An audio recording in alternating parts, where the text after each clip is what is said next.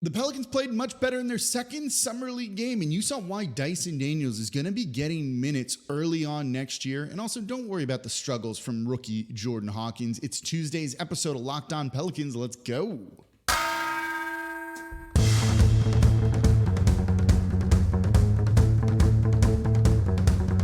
You are Locked On Pelicans, your daily New Orleans Pelicans podcast, part of the Locked On Podcast Network, your team every day. Welcome to another edition of Locked On Pelicans, the daily podcast covering your favorite team, the New Orleans Pelicans and NBA, part of the Locked On Podcast Network, your team every day, available wherever you get your podcasts and on YouTube. I'm your host, Pelicans Insider, credential member of the media, Jake Madison, at NOLA Jake on Twitter. Here with y'all on Tuesday. Monday night, if you're listening early, had some technical difficulties trying to record after the Summer League game, so weren't able to do it. So we're coming up a day late here, so I apologize for that. We did have the bonus episode over the weekend, too, after their first Summer League game. We're back to business as usual for the rest of the week. Programming note on that, though, it will be a live show on YouTube Wednesday at 7 p.m. Thursday, the Pels play, so we can't do it on then. So we'll do Wednesday at 7 p.m., and let's talk about Zion and... does he need a jumper? Should he be adding to a jumper after some erroneous reports coming out today? And of course, thank you for making the Locked On Pelicans your first listen today and every day. We're here Monday through Friday when stuff works, breaking down everything you want to know, whether it's Summer League, talking about Zion, the overall direction of the team. We got some trade rumors out there as well that I want to dive into this week. It's going to be a lot of fun, so never miss an episode. Become an everydayer. And comment down below on YouTube if you want to support the channel. So we'll look at Dyson and just kind of the Summer League in general in segment one here. I want to look at Jordan Hawkins and EJ Liddell along with Dereon Seabron in the second segment. And then in the third segment, we'll talk a little bit about the in-season tournament because honestly, I kind of like what they're doing there, even if it's overall not that big of a deal. But let's get to Summer League. Dyson Daniels kind of controlling the game for the Pelicans in this one. He finished with almost a triple-double, 17 points, 15 rebounds, 8 assists.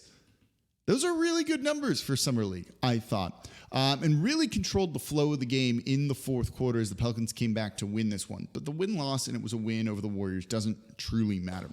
It was, you're looking for the way guys play. You know, I get asked a lot, like, why does Summer League matter? What do you learn from it? I was just on the radio saying this. Summer League it's like the definition of the eye test, I think. You know, you look at someone and you go like, oh yeah, I see it. They do something, or they have a stretch where you're like, oh yeah, I really, really see it now. You know, it's literally like I know it when I see it kind of thing. That's Summer League to me. Are they doing what they should be doing? And then are they popping a little bit? And when you see that, you're like, oh, okay. And that means you're not looking at a box score and looking at Dyson Daniels and go, well, he had 17 points. That's great, but was on 18 shot attempts. He was 6 of 18 from the field. That's a third. He was just 2 of 10 from the three-point line. You look at that and you're like, wait a second, that's not great. But it's about just kind of looking at them and being like, oh, I get it. And Dyson trying to take over the game and just playing downhill and kind of realizing that like this was him and he could do whatever he wanted made me kind of see it. And I do think this is somewhat good preparation for him. There's going to be times with a second unit of him and maybe one other starter out there and then 3 bench guys that he can be aggressive and be attacking and play downhill like he did. This team has struggled with rebounding at times. We know he's a good rebounder, but go and get as many boards as humanly possible. And he did in this one. So seeing all of those things that he's doing, that makes me think he's ready. And he's so disruptive defensively, capable of taking on big assignments. LeBron, Luka, you know, that we saw from him last year. If he just does enough offensively, he'll be fine and he'll get minutes. And even if you put him with like the starters, say he's an early sub off the bench or something like that, you know, he doesn't need to try and score and shoot, and he can just do all those other things. Think of a Herb Jones-esque role for him, but more backcourt based. Like, that works. There's a player there that the Pelicans could really use, and so I think he should be getting minutes early on to start the year. And then a game like this where he's like, okay, my shot's not falling. One, I like that he kept shooting. I don't mind him taking 10 threes. I think that's good. But the shot's not falling, so I'll go impact the game in other ways. That is like exactly what you want to see from some of these young guys in these type of moments. So I was really happy with how Dyson Daniels played and how Dyson Daniels has played, and you see it from him. The shot's going to be a work in progress. We already knew that, and that's not something that's going to turn around overnight. And he seemed pretty confident in it, saying after the game, he's like, a bunch of them went in and then just came out. So he's like, I think it'll be fine. I think my shot's doing pretty well.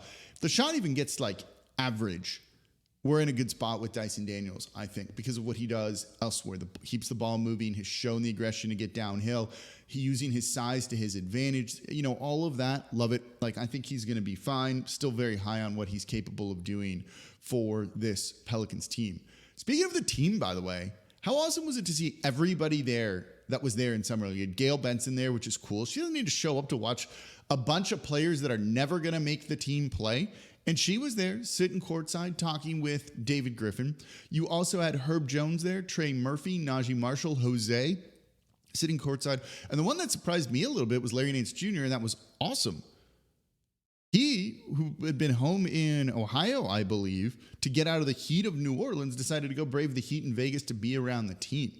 Like, you love that sort of thing from him, just to go out there and hustle and be with these guys and spend time with them and build relationships and all of that. Summer League is it's almost like come back to school, like first day back of school, when you're like, good to see you again. How was your summer and all of that? Even though then they get another little break here. But it's been about 2 months, a little bit over since the Pelicans season ended. So to get back with some of the guys, I think is a wonderful thing to see. For them to go out there, take the time when they don't have to, that's an awesome thing. And we're hearing reports that Zion Williamson is going to be with the team. We might see him on Tuesday night's game, depending on when you're listening to this. And I wouldn't be shocked if he makes an appearance there. So that's exactly the kind of buy-in and type of attitude you want to see from these guys. Like Jose Alvarado being interviewed during the game, talking about, the FIBA game, not FIBA, what is it? The World Cup games, I think, where he's going to, it's FIBA. He's going to go play against Brandon Ingram, and they're both looking forward to it. And during the interview, they FaceTimed with Brandon Ingram, which was so cool. Just a moment there where Jose is giving an interview on ESPN, and it's like, let's get BI on here because Jose's talking trash, and now BI wants to talk some trash back to him, but in a friendly, fun way. Love to see the camaraderie from these guys on the team, especially showing out like that, which makes you want to root for them even more. So overall, look, the Summer League win's cool, but it's everything else that you're seeing, from Dyson just to the team being close, is what makes me more excited about the Pelicans next season than some of the actual play on the court. And it wasn't, all sunshine and roses. There were players that struggled, like EJ Liddell and Jordan Hawkins. We'll talk about them next. I'm not worried about Hawkins or Liddell, and Hawkins actually showed you something that I think is a little underrated that happened late in the game, and I'll let you know what that was. Coming up here next in today's episode of Locked On Pelicans. Before we get to that, though, today's episode of Locked On Pelicans is brought to you by Ibotta. It's officially summer. That means new clothes, but your closet shouldn't be the only thing growing when you make those purchases. Now you can also watch your cash back grow with each purchase with Ibotta, like on the Pelicans uniforms. Ibotta gives you cash back on hundreds of grocery items, from produce to personal care to pantry goods, so you can make sure you're beating inflation no matter what you're purchasing. Either link your loyalty account or upload your receipt after you shop and get your cash back. It's that easy. And the average Ibotta user earns $120 a year in cash back. Cover the cost of a whole grocery trip like that. Other apps give you points that don't amount to much, but Ibotta gives you real cash back that you can just cash out, basically. And you earn cash back on hundreds of online brands and retailers too when you start with Ibotta, including Lowe's, Macy's, Sephora, Best Buy, and more. And right now, Ibotta is offering our listeners $5 for just trying Ibotta by using the promo code LOCKED when you register. Just go to the App Store or the Google Play Store, download the free Ibotta app, and use the code LOCKED. That's Ibotta, IBOTTA, in the Google Play or App Store, like the Pelicans uniforms, and use the code LOCKED. And thank you for making Locked On Pelicans your first listen. Today and every day, we're here Monday through Friday, unless there's technical difficulties, but we're back. We're straight, still looking good, still setting up the studio, so the audio is going to be a little bit better soon enough. And so I appreciate you making Locked On Pelicans part of your day, Monday through Friday. Become an everydayer. If you want to support the channel beyond just listening, comment down below on YouTube. It's the number one thing you can do. It's super easy. Takes a second. I've been responding to a lot of y'all out there. It's been fun. So come hang out in the YouTube comments with me. So let's get back to talking Summer League. And let's look at Jordan Hawkins, who struggled with his shot in this one. 7 of 15 is not bad. 16 points on the night. Okay. But just 1 of 6 from 3. And He's a three-point shooter. He's the best movement shooter in the draft. I'm not worried about him whatsoever. You see a couple of areas he needs to work on. The ball handling needs to get a little bit better. You know, when they put a lot of ball pressure on him, a defender right on him, he turned it over more than you would have liked to have seen. 4 turnovers in the evening for him. But that's okay. He's a rookie. He doesn't need to be doing that. He's not going to be handling the ball like that a ton at the NBA level either. I want him to come in and hit shots, but he missed him. Yeah, but he's getting good looks, and shooters just have bad games, let alone a guy playing in his like second NBA kind of NBA action ever. And what I loved about Jordan Hawkins the most in this game was late in the fourth quarter as the Pelicans were mounting a comeback, eventually took the lead, won the game. He came down, curling off to the left side, hit a mid-range jumper. It probably was about like 15 feet, 12 feet, something like that, somewhere in that range. And like just swished it easy. This is a guy who'd been struggling with his shot all night. And I don't want to call this a big moment because it's Summer League, right? Like the stakes don't truly exist. But it's not a big moment, I guess, for him. And he comes out and gets the ball and just gets to his spot and gets the shot that he wants, elevates, squares up, shoots it, makes it. It was really the dagger that, you know, iced the game, I thought, for the Pelicans getting that big bucket. Wasn't afraid of the moment. Wasn't like, let me get it to Dyson. Let me get it to Seabron, who was playing really well. He was like, no, I'm going to just go and do what I need to do, and I'm capable of this. And I thought that was pretty fantastic from him. You know, I thought that like that was a performance that you exactly want to see from him. Those not scared moments to shoot. And that's what I love in a shooter. You don't want them to have any trepidation. And he didn't. That's awesome. Rookies don't always have that. You know, Damian Lillard did as a rookie, but you don't really always see that from players, let alone, you know, other guys that aren't going to be kind of like the focal point of the team. And yet he went out and it was like, yep, I'm going to take this shot. I'm going to hit this shot. And he made it. I don't know. You can have a bad night shooting, and that seems fine to me, because if you're going to go and do that, I feel like really good about what he's capable of doing. And a big moment guy where the Pelicans need some clutch. Yeah, sign me up. You know, EJ Liddell struggled a little bit in this game too. He did not shoot. Well, where did the stats just go? 1 of 6. You know, they're easing him back in. You can very clearly see it. But he was aggressive. He had, you know, a nice block in the beginning of the game to really kind of set the tone. He plays much taller than he is. He's 6'7", but he plays much bigger. Isn't scared to kind of make that second effort on defense. Was aggressive. Got to the line. 1 of 6, but scored 8 points. That says something, right? 6 of 6 from the free throw line. Liked what we saw out of him. Struggled, but look, I got zero expectations for him. But the real star of the show, outside of Dyson Daniels, I think, because he's the most important player, was Dereon Seabron here with 25 points. This was a hyper-efficient night. After he really struggled in game 1. 7 turnovers, I think it was. None of that in this. He was 8 of 11 from the field. 25 points on 11 field goal attempts is outstanding. That's better than what Zion does. That's how efficient he was. 9 of 13 from the free throw line, 7 rebounds, 3 assists, just 2 turnovers. Really way to kind of get right mentally, get out in the game, and not let the past kind of impact you in a negative way like that. He went out and was like, I'm faster than anyone. No one can stop me from getting to the rim. And if you try and stop me, it's going to end up in a foul. So he did it. Didn't need to shoot threes. Didn't need to do anything that he's not particularly good at. He took 1 3 and missed it. And then everything else was him just attacking. And that's his role. That's what he should be doing. Basically, everything was within 6 feet of the rim after that. Probably less than that. Probably looking at the shot chart, like 4 feet. That's what you want to see from him. Does that work at the NBA level? I'm not sure. But the Pelicans don't have a guard that relentlessly attacks like that. And with his size and with his speed, maybe there's a place for him to get minutes at the NBA level. If they keep him on a 2-way and you need some depth there, like give him a try. You know, it seems like you might want to give him a shot over a guy like Kira Lewis Jr. at this point where, you know, I didn't think Kira was turning a corner before that knee injury happened. But now that you know he just doesn't have a future with the team because of the money, I don't know. Maybe give whatever minutes Kira might get to Seabron here and see if he's capable of going out and giving you anything. But he had a fantastic game. I said we don't really need to see that much more of him.